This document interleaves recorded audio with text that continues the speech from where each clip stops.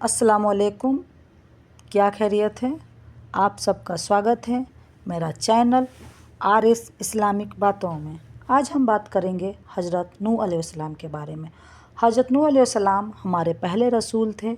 हज़रत नूह अलैहिस्सलाम की पैदाइश के बारे में और अल्लाह ने हुक्म दिया था हज़रत नूह अलैहिस्सलाम को कश्ती तैयार करने को, हमने अपने पहली वीडियो में इसके बारे में बता दिया है। अगर आपने हमारा ये वीडियो नहीं देखा है तो एक बार लाजमी ज़रूर देखें। आज हम बात करेंगे जूदी पहाड़, अजाब का ख़त्म होना और हज़रत नूह अलैहिस्सलाम को अपने औलाद को नसीहत।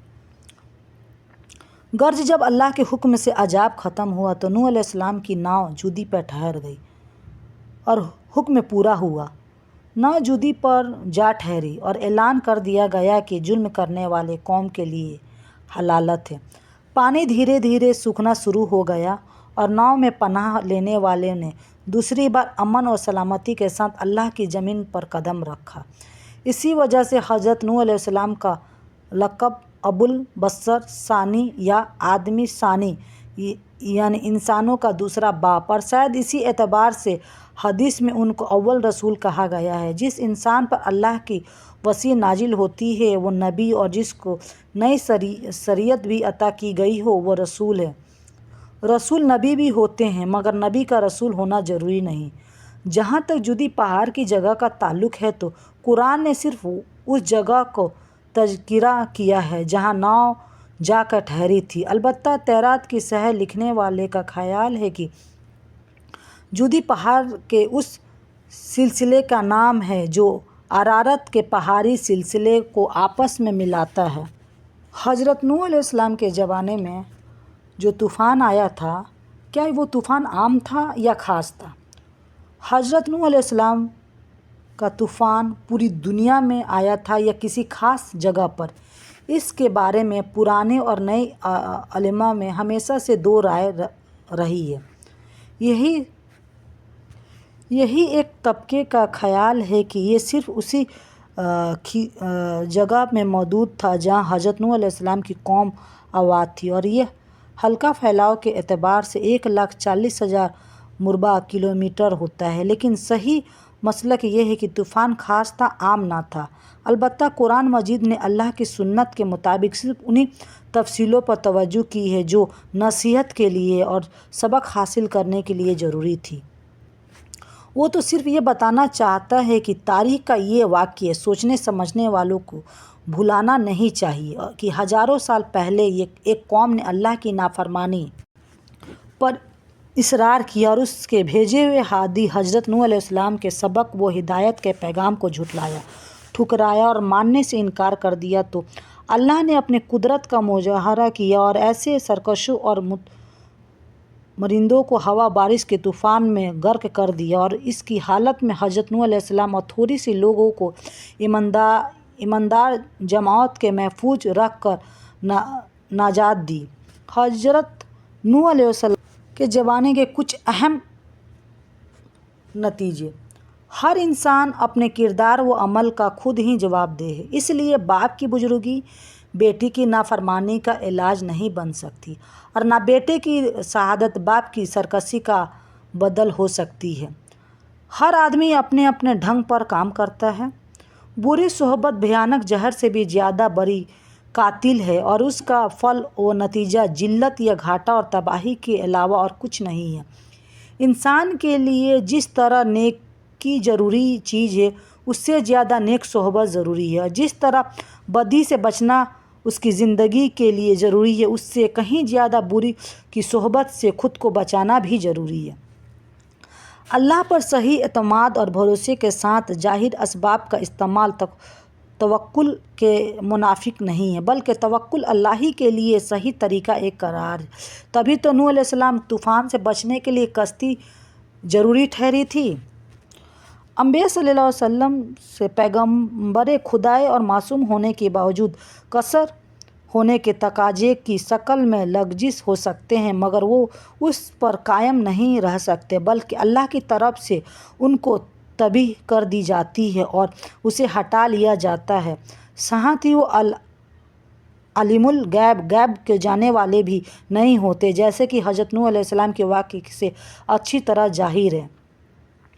اگرچہ عمل کے بدلے کا خدائی قانون کائنات کے ہر حصے میں اپنا کام کر رہا ہے، لیکن یہ ضروری نہیں ہے کہ ہر جرم اور ہر طاعت کی سزا یا جزا اسی دنیا میں مل جائے، کیونکہ یہ کائنات عمل کی کھیتی ہے۔ کردار کے بدلے کے لیے موعود اور آخرت کی دنیا کی خاص کیا گیا ہے۔ پھر بھی ظلم اور گھمنڈ، ان دو بدعمالوں کا یہ سزا کسی نہ کسی انداز سے یہاں دنیا میں بھی ضرور ملتی ہے۔ امام ابو حنیفہ رضی اللہ عنہ فرمایا کرتے تھے کہ ظالم اور گھمنڈی اپنے موت سے پہلے ہی اپنے ظلم اور کبر کی کچھ نہ کچھ سزا ضرور پاتا ہے اور ذلت اور نامرادی کا منہ دیکھتا ہے۔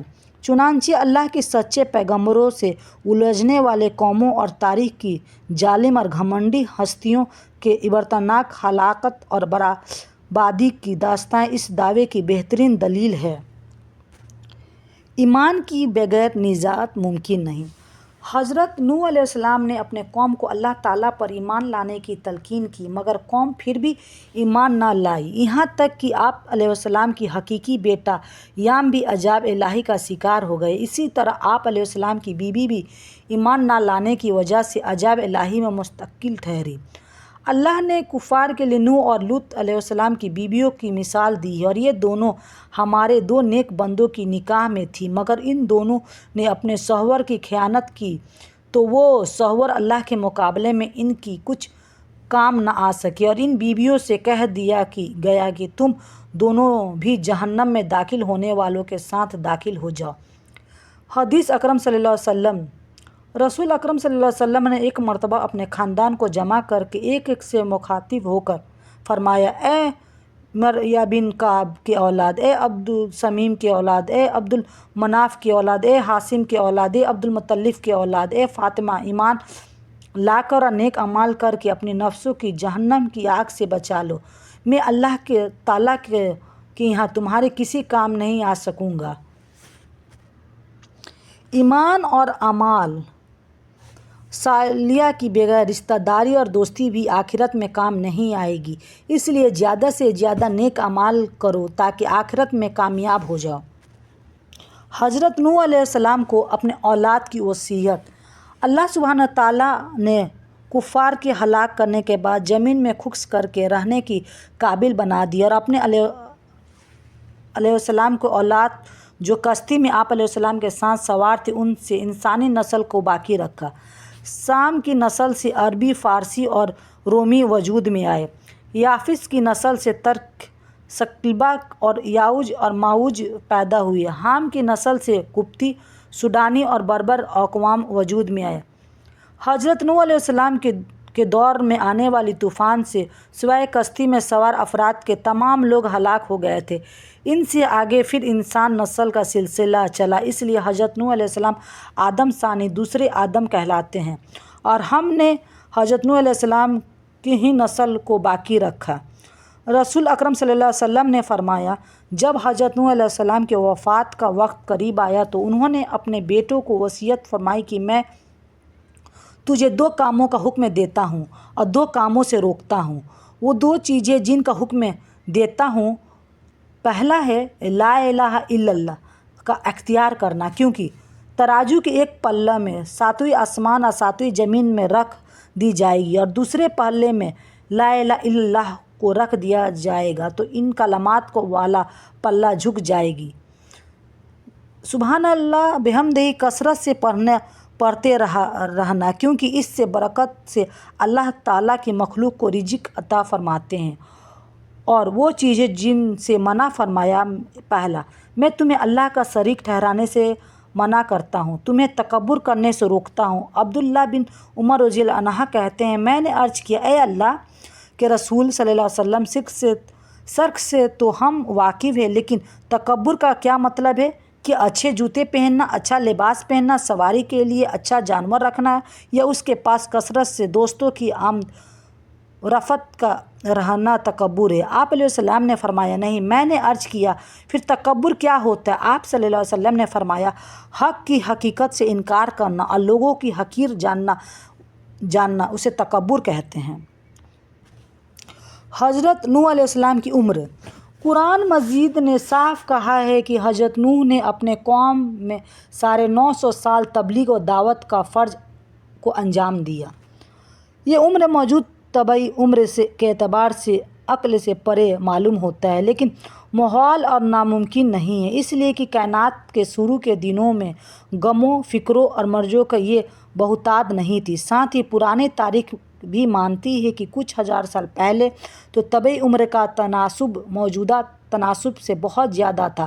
حضرت نوح علیہ السلام کی طبعی عمر کا معاملہ بھی اسی قسم کی انتہا میں سمجھنا چاہیے، جو انبیاء علیہ السلام کی تاریخ میں اللہ کی آیت اور اس کی نشانی کی فہرست میں گنی جاتی ہے، اور جن کی حکمت و غایت کا معاملہ خود اللہ تعالیٰ نے سپرد ہے۔